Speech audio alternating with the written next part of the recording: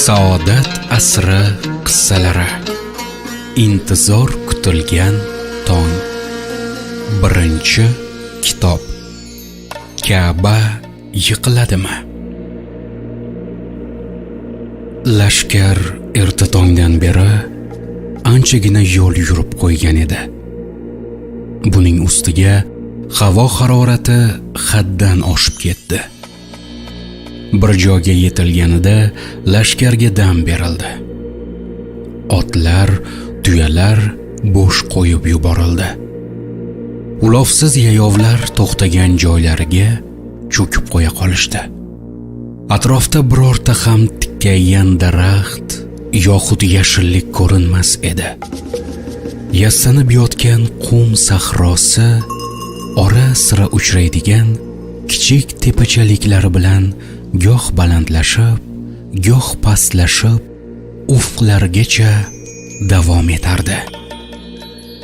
O'sha yili Muharram oyi qishning salqin kunlariga to'g'ri kelgan. Lekin bu yerda qish so'zi nisbiy tushunchaga ega. Chunki Arabiston yarim orolida bu oylar ham odatda yozdagidek issiq bo'laveradi. Meshlardagi suv qon kabi iliq. Bunday havoda hech kim iliq suv ichishni istamaydi. Ammo nachora, ichmaslikdan boshqa chora ham yo'q. Askarlardan ayrimlari cho'ktirilgan tuyalarga suyanib, ayrimlari bel bog'larini qumga yoyib, ustida uxlab qolishgan. Dam berilganidan keyin uyg'oq biror kimsa qolmagan hisob. Tur o'rningdan og'ayni. Tinchlikmi? Turganingdan keyin bilasan. Askar istamay o'rnidan turdi. O'ziga qolsa-ku, yana soatlarcha shirin uyqusini davom ettirgan bo'lardi. Uzun-uzun esnadi. Bu yo'l qachon tugaydi og'ayni? Qayerdan bilay? Aburg'oldan so'ra. Sabrim tugadi-da. Meni ham jonimga tegdi. Shu palla yurishga buyruq berildi. Ortidan chang to'zon qoldirib, lashkar Makka tomon siljiy boshladi.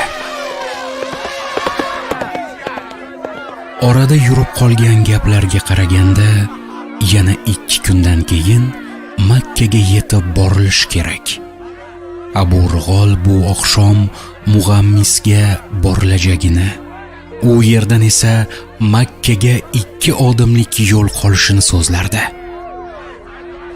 Qorong'u tushguncha davom etgan bugungi yurish to'xta amri bilan nihoyat topdi. Yuklar tushirildi, chodirlar tikildi. Abraha xizmatchisini yuborib, Abu Rig'olni chaqirtirdi. Abu Rig'ol Abrahaning huzuriga kirib, yerni o'pdi. Bu joyning nomi nima? Hukmdorim, bu joyni Mug'ammis deyshadi. Makkaga hali uzoqmi? Yetib keldik deb hisoblayvering. Hoy desangiz, ovozingiz yetadi. Bir kunda yetib bora olamizmi? Bir kunga bormas, yetib keldik hisobi, hukmdorim. Abraha yuzida mamnunlik alomatlari ko'rindi. So'ngra bu yerda bir necha kun qolamiz. Taxtim qurilsin, deb buyurdi va Abu Rig'olga ketishga izn berib, o'zi dam olish uchun to'shagiga cho'zildi. Nihoyat ulug' orzusi amalga oshadigan kunlar yetib kelgan edi. Haftalab yurilgan yo'llar oxiriga yetgan, chekilgan mashaqqatlarning mukofotini olish onlari yaqin qolgan edi. Yotog'ida shunday totli xayollar og'ushida orom olarkan, shod xurramlik bilan uyquga hozirlandi.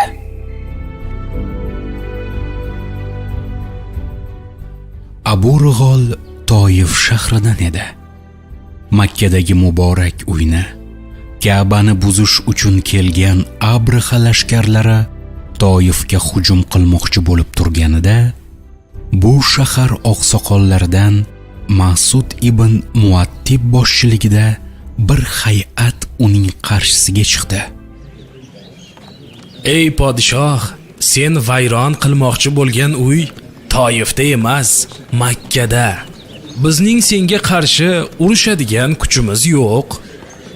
Agar Toifga hujum qilmasang, seni Makkaga eng qisqa yo'l bilan olib boradigan yo'l boshlovchi beramiz, dedi toifliklar.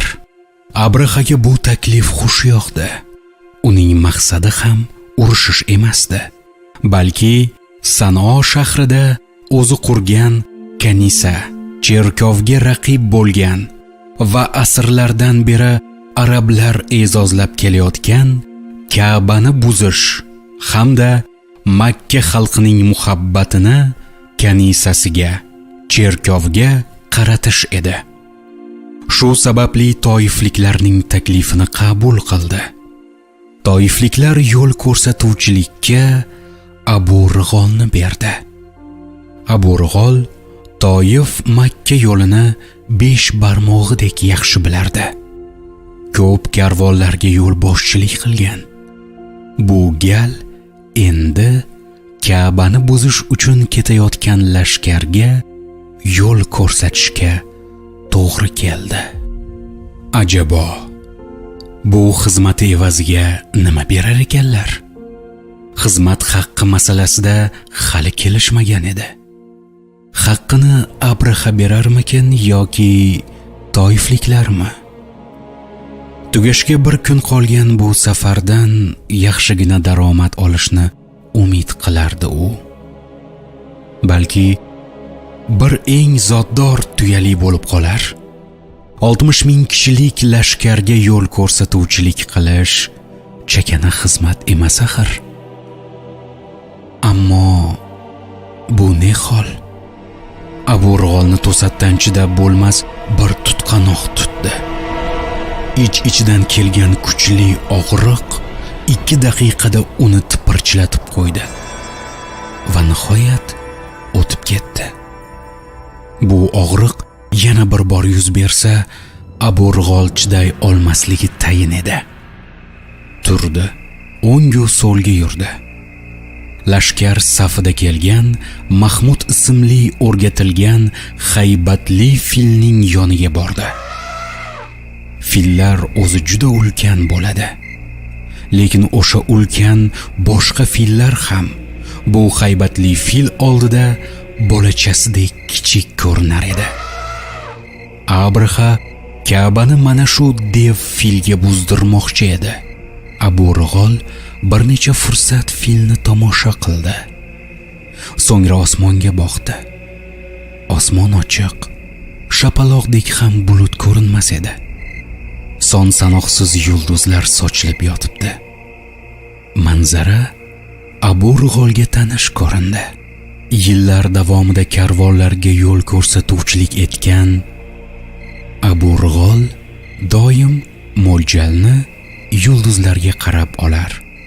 Asosan kechki salqin bilan yurilgani uchun yo'llarni mana shu yulduzlar yoritib turar edi. U yana yurdi, chodirga kirdi, o'tirdi. Qo'qqisdan tag'in ich sanjiy boshladi. 5 daqiqalar chamasi vaqt o'tgach, Abu Rig'olning harakatlari sekinlashdi va nihoyat vujudi harakatdan to'xtadi, tinchib qoldi. Ertalab uyg'ongach, yurish taraddudi boshlandi. Lekin lashkarga yangi e'lon eshittirildi. Abraha bir kunlik qo'shimcha dam beribdi. Sabab Ka'baga yaqinlashib qolganliklari.